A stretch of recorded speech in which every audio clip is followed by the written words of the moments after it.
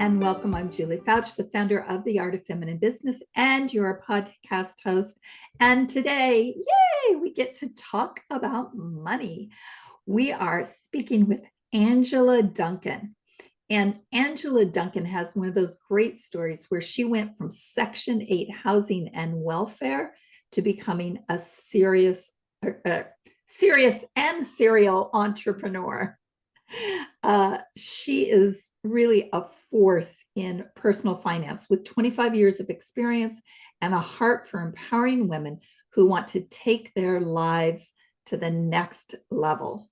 She's really all about creating financial literacy and generational wealth and proving it's never too late to rewrite your financial story. So yay, welcome, Angela. Thank you, Julie, so much for having me today. Before we jump into some nitty-gritty stuff, I'd love to hear more about your story and how did you make that jump from, poverty in childhood to successful financial money wizard? Yeah, so early on, being a survivor of poverty and childhood abuse, I always had this idea that if I had more money, that it would just solve all my problems. So I think the running away from poverty is what initially started, this journey for me. I moved out of my house when I was 18. I helped put myself through college. I took the 5-year plan while I worked many jobs to pay for school, community college, then going to the 4-year, so I learned a lot very early on about like money and saving and how hard really I had to work just to pay just basic necessities. And so I've been fascinated by money. And I thought that I want to learn about this. And I think it was probably a movie that I saw early on is, I need to be a financial advisor. That's how I'm going to create money. So I took that route. And then I went through the tech the tech bubble. And I learned that I wasn't great at being a financial advisor, but I still wanted to teach people about money. So maybe it's real estate. So then I got into real estate. I co-owned a real estate office, grew that for about 15 years. And then I went through a divorce and I was like, now what? I need to make money, right? I still have to provide for myself and I have a daughter in college. And so I'm going to launch another company, and I got into insurance, and then I sold that about a year ago.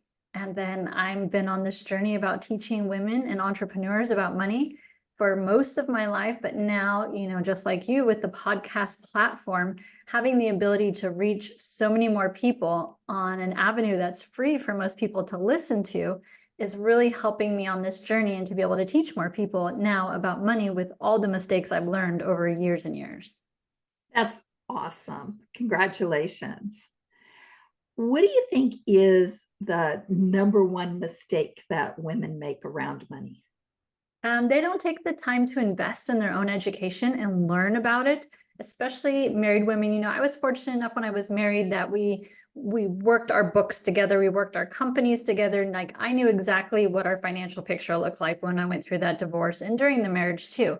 And sometimes I think, as women, we might defer that to the husband, but you should have some basic information and understanding, because if he's not here tomorrow, or if you go through a divorce, you're on your own and you've got to figure it out, right? So why not have that conversation with him while he's around so that you can understand more about money? And if you're afraid to ask, that question, one of the things that I say, especially to the married women, is, hey, honey, if you weren't here tomorrow, I need to know what we have and what you want me to do with it. And that's just an easy way for you to start the conversation and figure out together, what does our financial picture look like? Now as a divorced person and as a single person, I have a lot more control over what I do with my money, but definitely taking the time to invest and learn more about how it works. What's debt, what's income, what's interest rates? What does that look like on a credit card? Just that basic foundation is so key to getting started on your financial journey.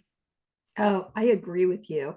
I can't even remember when it was, but at some point in our relationship, I kind of took over the bills and the investing and everything in our household.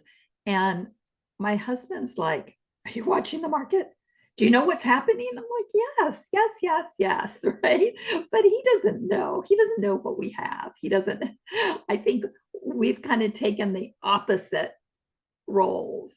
Not that he couldn't do it, because, he did it for years, but he's really comfortable having me do it. I'm really happy that he is, because I don't think he would make the choices that I'm making, which are really have been really good for us. So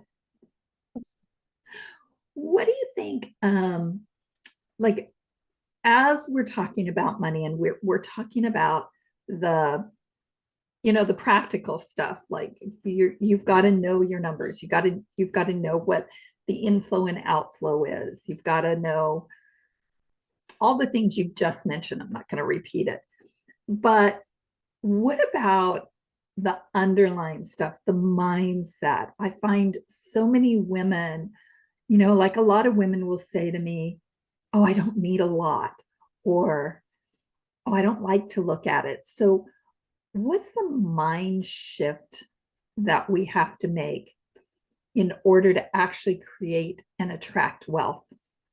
Yeah. So first thing I like to do in activity is figuring out what were you taught early on. So when I do speaking events, especially, is I'll hand out post-it notes and I have the audience write down what were you taught about money as a child? Like go back as early as possible. Let's start there because so much of what we learned as a child, stays with us through our adulthood. And until you recognize that that thought pattern and make an effort to change it, it's always going to be there and it's always going to make decisions for you whether or not you want it to. So it's important to understand where you started. And so when you just talked about, like, a lot of times you hear people say, oh, well, I don't need money. I ask them, what's important to you? What in your life? Is it your family? Is it your church? Is it charity? What is it? And then thinking about each of those things as a business. They need funding. They need money. And so in order for you to be the best version of yourself, to really help all of those things that you just said, everything requires money. So instead of thinking about it as, oh, I don't need more money, think about what's around you that could use more money. And if you have a gift and you're able to create that income, thinking about money as a tool that you're just able to pass to that other person, to your family. Your kids want to go to college. Maybe your church needs donations for a mission trip, whatever that looks like. Everything costs money. And so when you remove that emotional piece about, oh, I'm being selfish because I want more money, it's not about you. It's about all of the people around you that you can truly impact when you do use your gifts to create income and pass along that tool so that other people can use it for their benefit too. I also think it's about how you nurture yourself, Mm. and that too takes money. I last summer we did the Grammy Camp theme park extravaganza, which was 4 of our grandkids, 3 theme parks, and 2 tired grandparents in 5 days. And that's something that, like, it just really fills my heart. And I just feel so happy to be able to do that kind of stuff, where this year's theme for Grammy Camp is adventure.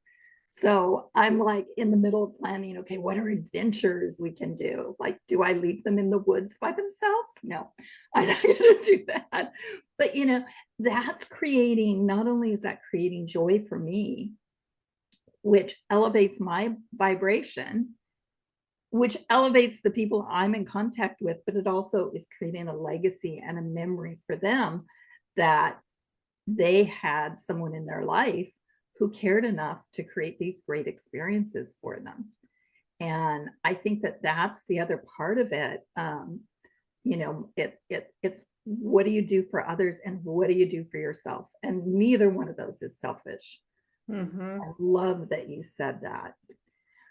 You have recently started a podcast, and I would love for you to talk about how do you monetize your podcast? Yeah, great question. I launched a podcast less than a year ago. And really, I started because I had a story and I wanted to teach people about money. And what I realized is that every person has a story. And so adding other people to the podcast, so it's not just me speaking, we can impact more people because you might not be able to relate to my story. Therefore, you may not listen to what I have to teach, but you're going to relate to someone else. You're going to hear what they say, and then you're going to be open to the lesson that they're going to teach you. And so having people on the podcast helped me to grow the audience, which I think is key. Before I wanted to monetize at all, I wanted to make sure, like, one, this is something I'm going to stick to and I'm going to have a lot of fun with it, because I don't want to, time is our most valuable asset. I'm not going to spend the time if I don't feel like I'm helping and impacting other people. So now what I do is, because my reach is 25,000 plus on all of our platforms, and I'm a top 5% ranked in the world, I know that my value is there. So I think a lot of times as women, we have to feel like we're adding value before we ask for money, whereas men sometimes do the opposite, where they ask for money and then provide the value.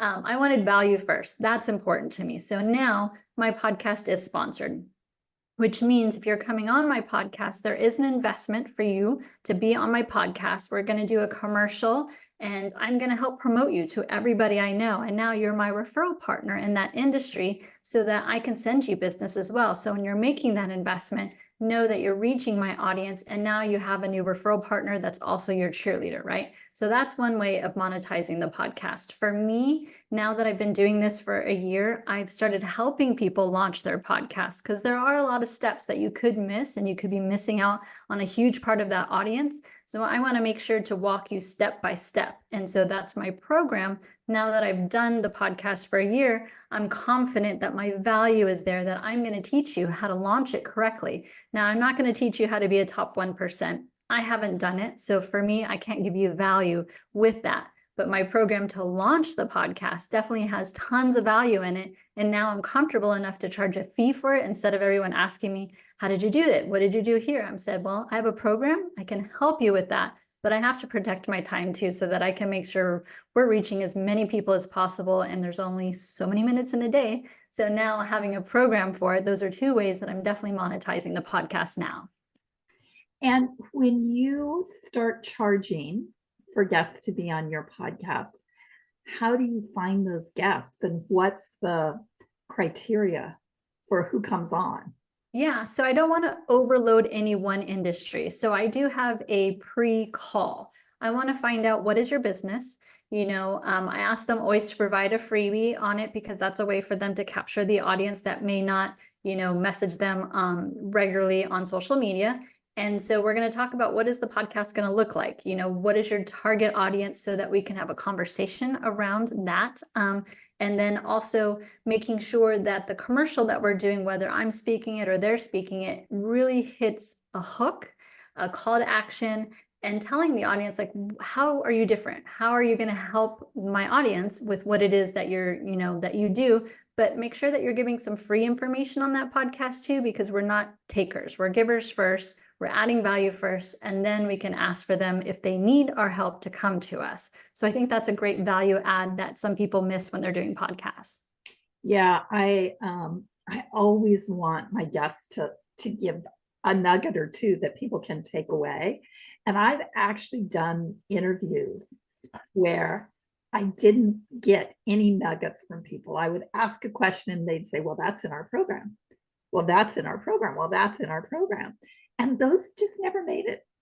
Yeah. I think there were two like that. And I was like, these are not getting aired, because all it is me saying, but, and them saying, not going to talk about that. Yeah. And it really didn't feel good interviewing. So I think that no matter what you're doing, whether it's doing a podcast, your own podcast, or being on a podcast, or sending out an email, or posting on social media, like, it all has to have some nugget. Otherwise, people just aren't going to respond. Yeah. And one of the things I found out too is not everyone wants to start a podcast. So my nugget for your audience would be this: if you don't want to start a podcast, you definitely need to be on podcasts. There are 1.5 million people listening to podcasts. I don't know of anywhere that you can market pretty much for free, right? Because we can start a podcast for free. We can stream it for free. And getting on and telling people about our business, be a guest on podcasts, but be respectful too. It's not a sales thing. But the nugget I want to tell people is, if they choose to be guests and not to have their own, they need to create a playlist. So Spotify, you can do a playlist. So if I'm a guest on your show and your show is on Spotify, I search for my name and I have made my own playlist that says Angela Duncan guest on podcast or something like that. And I have added all of those shows to my playlist so that when I'm talking to potential clients, or if I'm wanting to do a speaking event and they want more information, I say, hey, I can talk about me all day long, but here's a list of a bunch of interviews that I have done that are published online. Go ahead and listen to it, and you can get to know more about me. So if you're a guest, create that playlist on whatever platform, Apple, Spotify, YouTube, make that playlist so that you can send it to people so they can get to know you. And you can do that free of charge. It doesn't cost money, but it allows you to have all of your interviews in one place as a guest on podcasts instead of having to worry about launching your own. That is brilliant. We have all of the places I've been a guest on my website, but we've never made it into a playlist on Spotify. That's brilliant. I'm going to take that tip. Every now and then I learn something too. I'm going to take that tip away. And I will say it is a lot of work starting a podcast. Mm-hmm. Crazy number, 1.5 million people listen now. Do you know when I started my podcast way back when the dinosaurs were still, out there? I would say to my friends, could you give me a review? And they'd say, you're doing a what? Or I'd say, will you be on my podcast? And they'd say, you're what? And I literally remember taking my friends' phones and saying, see this purple button here? Like, I'm going to subscribe you to me. You can listen. And I'm going to write a review here that you love me, because it just wasn't a thing. And there were less than 17% of 17% of podcasters were women. I mean, it was really a bro world. And so I love seeing how many women are out there now, how many women's voices we're hearing, and the ease with which, my grandkids are like, can we listen to a podcast when we're in the car? They never want to chat with me anymore. Especially the fourth grader. She's like, can you just turn on a podcast?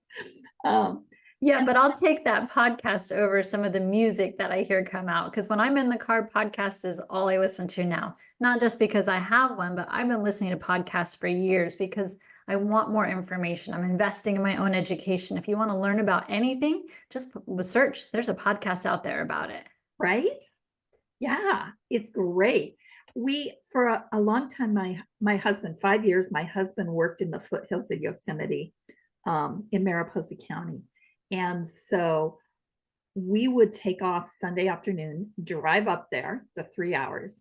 We'd be there for the weekend, then we'd come home either Thursday night or Friday night, depending on his schedule. And sometimes he would go and I would go myself. And I always had the cats with me, and they hated it because I listened to podcasts and then I'd screech to the side of the road and I'd scribble, and then I'd get back on the road. And my husband would be like, this is a 3-hour drive. Why did it take you 4? There was information. I knew I was going to forget where I heard it if I didn't stop. And I would cue it all up. So I had all my favorite shows and I could listen as we were driving, and different shows when I drove with him. Because he couldn't take 3 hours of entrepreneur shows. Yeah, I could see that too. But you see, that's people are listening to podcasts. I'm the same way. I keep a notepad and a pen in my car. That way, if I hear an idea, I'm going to jot it down and I can come back to it later. But that just goes to show that you and I are taking ideas down. And if there's a call to action or a freebie, we're going to jot it down and we're going to go find that information. So knowing if you're a business owner, podcasting is huge to reach a market that you're not touching right now, because I don't watch TV. I don't listen to the radio, billboards. I don't have mail that comes that has advertising. So you're missing me if you're not on podcasting. Yeah. And the cost of advertising on television and radio is huge. This is a great way to get your words out into the world. And for me, the best part is getting to meet women like you and to build the community, and to hear what other people are up to. So It is really great. There's, if you are, I have a couple of resources I'll mention, but I want to ask you first. If you are listening, you're like, I got to get myself on some podcasts. How do you find those podcasts? Yeah, when I first started, I created a one page sheet about me, which I used on Canva. Canva is a free application you can create, and if you search, podcast sheet or speaker sheet, you can create one based on a template that's already there. And one of the tips that I heard early on when I was starting off is, I can't say I've got thousands of people to send the podcast to, but what I can do, and I wrote on that one sheet, is I'm going to give you a 5-star review, on Spotify, YouTube, wherever it is. I'm going to like and subscribe. I'm going to give you, I can give you a review on LinkedIn. So I kind of focus on things that I could do without having an audience. So as a guest, I'm letting you know that I value you and your time and your podcast. So I'm going to do whatever I can to help your business as that type of guest. And the way that I found podcasts early on was from Facebook groups. You just Google podcast community or any word podcast, and you're going to find all of these groups. You post that one sheet in there, say, I'd like to be a guest. Here's what I can offer to your audience, and here's the things I can do for you as the host. I also found some groups on LinkedIn, and so those were my 2 places that I started when I was looking for other podcasts to be a guest on. Oh, that's great. I think when we started, I just, well, one of the things I did was I went to iTunes and popped in business podcasts, and it was very tedious to go through that. One of the things we use now, we use Podmatch, which you put your stuff in there, they send you a digest. And then the other one is radioguestlist.com, which they send a digest, I think weekly, monthly. I don't manage it all myself anymore. So, but there's a couple of resources out there like that as well that just send a digest of, here's the new podcast. These people are looking for this. Mm-hmm.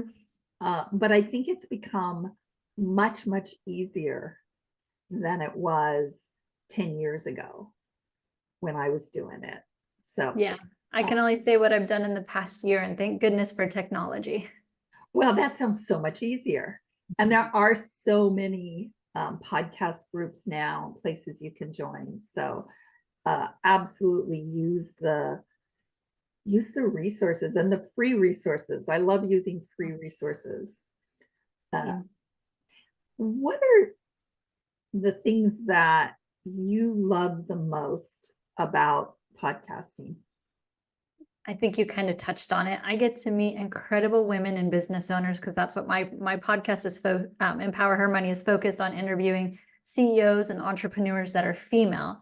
And because we're on a Zoom platform, and that's how I have my podcast too, is I can reach women all across the world. I have interviewed someone in Dubai, in London, in Australia, in South Africa. I haven't touched like Asia yet. That's my goal. My mom is Japanese, so I would love to interview someone from Japan. But what I find so interesting is that while we all kind of talk about money, or we're afraid to talk about money, business in each country is so different. Like what's acceptable here in the US, not always acceptable in other places. I have a client that I interviewed that was in Dubai, and she was talking about her clothing line and how in Asia, her clothing line is most popular on what we would call the home shopping network. I don't ever shop on home shopping network. To me, the demographic, it doesn't match me. But over in Asia, if you have like an up and coming or a new product or something that's more popular, that's where you're going to find it. So, because they don't always have access to like TikTok, for example, which is really popular here in the US to find consumer goods. So just asking different questions about how do you network? Like what's important to you for a business? How do you market? And finding out those different answers all across the world, and then being able to share that with people here, because maybe someone listening here is thinking about expanding overseas and they just need to understand the market a little bit more. So that for me is totally fascinating. I love listening and hearing about different cultures. Yeah, that is fascinating. You have a free gift that you are sharing with people. One of your tips was to have a free gift. Yes, I absolutely do. I have a checklist that I go through with my clients. I call it the Ultimate Podcast Launch Checklist. So it goes through step by step to help you launch your own podcast. So if you're not going to hire a company, or if you're not going to hire me to help launch the podcast, I at least want to give you some steps that you might not know about as a new person, or some things that you might not be thinking about. So I'm on Instagram under Empower Her Money. And if you message me podcast, I will just email you that checklist. That way you can go do it on your own. I did it on my own. I did do a lot of research, but you don't always need to hire a coach. I'm a big believer in hiring a coach. I've got lots of coaches. I have one right now for my podcast. But if you want to do it on your own and kind of, get into doing podcasting without spending a lot of money to start, message me podcast on Instagram, Empower Her Money, and I will happily email that checklist to you. Awesome. Thank you so much. That's pretty generous of you. And thank you for being here and sharing your wisdom with us today. And for all of those listening, thank you so much. We appreciate your time as well. We hope that this brought some wisdom or sparked some ideas for you. And we would love it if you would leave us a rating and a review. That really helps other people to be able to find us. It helps promote the show and other people to find us and listen to the fabulous guests we bring. And we will be back next week with another great episode. Thanks for joining us. Please subscribe and leave us a review to get more great episodes for empowering your business the feminine way. And join our community on Facebook at Feminine Business Magic for Soul-Centered Women Entrepreneurs, where we celebrate feminine success and brag with regularity. Thank you so much for tuning into Empower Her Money podcast. Hope you enjoyed this episode. Don't forget to subscribe, share this podcast, and leave a review wherever you are tuning in.